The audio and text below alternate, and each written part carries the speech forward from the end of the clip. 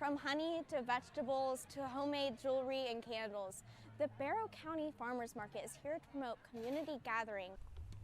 This National Weather Service alert can be unsettling and can leave listeners wondering what their plan of action should be during a storm. I'm at Auburn Elementary School, where moments ago the Lions Club and the Adult Literacy Bureau passed out dictionaries to third graders.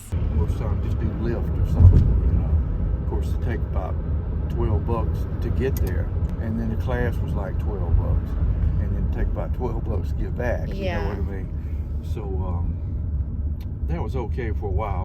Bolsdean found it challenging to make it to and from meetings for the Athens Council for the Blind. Founders Jamaica Miller and Joe James were moved by such challenges, and thus Wheels of Hope was born. The organization provides car rides to those who can't drive due to illness, age, or disability. In Georgia, 800,000 people can't drive due to visual impairments. 12% experience a disability that prevents them from driving, and 30% of doctor's visits are canceled due to lack of transportation. It's more than just a car ride, though. These rides involve compassion and companionship for the rider. And that's the main thing that we're looking for, somebody has a good heart. To ride, riders simply submit an application, set up an account, and call to set up rides 48 hours in advance. In order to keep transportation at low cost, rides are $4 for pickup, $4 for return, and $1 for every mile. But no matter the length or time, rides will never go over $20. The volunteer picks up the rider from their home and drives them to their destination. Whether it's the grocery store or the doctor's office, the driver provides the passenger company at the destination and then drives them home. What they're also doing is providing like a wellness check. Yes.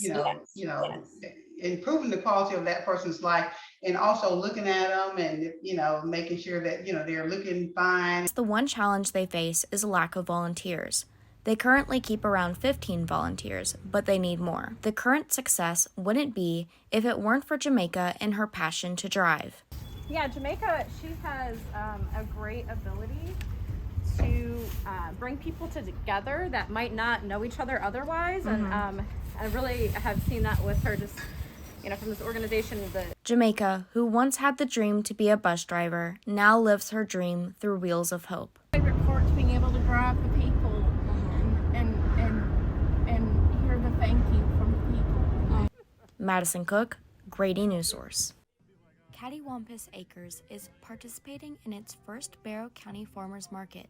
They have been in other farmers markets, but it means a little more to them to sell closer to home. It's cool being able to share part of what we grow and what we raise with the people that live around us and that we're close to and that we get to see in the grocery store and see at our kids' school and stuff like that. They are just one vendor out of 23 farms and vendors that come to sell their own goods every Saturday morning. From honey to vegetables to homemade jewelry and candles, the Barrow County Farmers Market is here to promote community gathering. Lydia Huff, the manager of the farmers market, plans each season with the board to create quality selection of fresh local variety based on standards set by the board for the community. So one thing that the Barrow County Farmers Market is, we want to make sure that we have everything sustainable from the earth, supporting local businesses. The farmers market provides a unique opportunity for local vendors to share their craft with their neighbors. This way to help out the whole community, because when they talk to us, they want to help. They want to help their neighbors and the people that they are in the community with. The Barrow County Farmers Market meets every Saturday from 8:30 to 12:30 behind the historic courthouse in downtown Winder. Madison Cook, Grady News Source.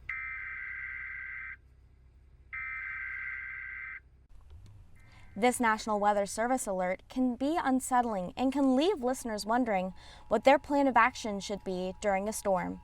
Barrow County Emergency Services is promoting Skywarn classes hosted by the National Weather Service in hopes that local residents will be more prepared for the next storm. They teach some cloud spotting, how the storms move, and how to report it. I think that benefits to getting all that information out there in a timely manner so people can get a jump on the storms. The classes will be held on March 16th and the 22nd and will be offered virtually. The presentation is sort of like an overview on the meteorology and just the purpose of having a strong local spotter base or spotter database within the area. To sign up, you can go to the National Weather Service website and select your area to find the Skywarn Spotter Training Schedule. This was Madison Cook, Grady News Source. The new district map compared to the previous map has differences regarding districts 3, 5, and 7. You can see here that District 3 is now located over here, District 7 now encompasses this area, and District 5 is now here. Commissioners Melissa Link, Russell Edwards, and Tim Denson currently represent these districts. The new map, as we saw before, pulls these commissioners out of their districts. Odd number districts are up for re-election this year, but those 3 commissioners now live in even number districts, meaning they cannot run until 2024. What does this mean for Athens-Clarke County residents now? There's no immediate changes until the election process on May 24th, 2022. The map does not go into effect until January 1st, 2023. That's all for me. Good evening and welcome to Grady News Source at 5. I'm Madison Cook. Governor Brian Kemp signed Senate Bill 319, which will allow permitless concealed carry in Georgia.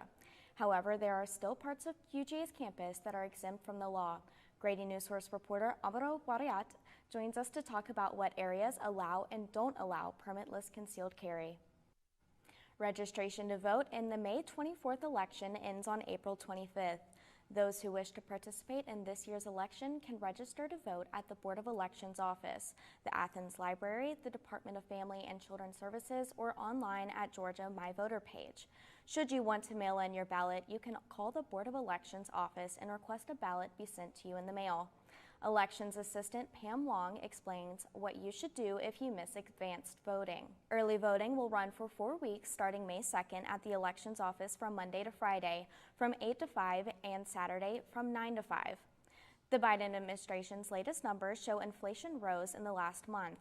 Grady News Source reporter Matthew Davis tells us how Georgians are trying to deal with increasing prices. A new movie theater is coming to the Classic City after one closed during the pandemic. Grady News Source reporter Brendan Kierner gives us an inside look into the theater before the opening day tomorrow.